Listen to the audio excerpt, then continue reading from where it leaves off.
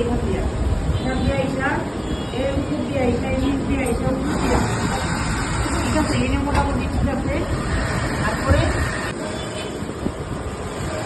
ওজনের মেলা কিছু মানে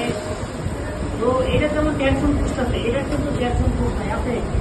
আছে এই যে এটার ভিতরে মানে যে একটা স্প্রিং মানে এটা আমরা কত মানে এটা করি নাই, ওটা ভিতর থেকে আমরা টেনশন রাখি ক্লিয়ার করে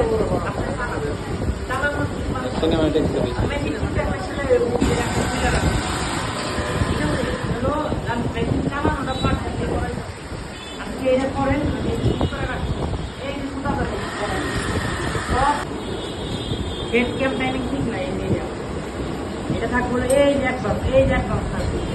এইটাকে চাইতে দিচ্ছে আবার ওই যে সুতাটা চাইছে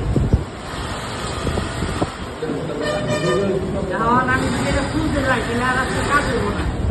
যেমন কাজ করে আমার সেলাই থাকছে, আমার করছে বডি ঢুকানো চালানো কন্ট্রোল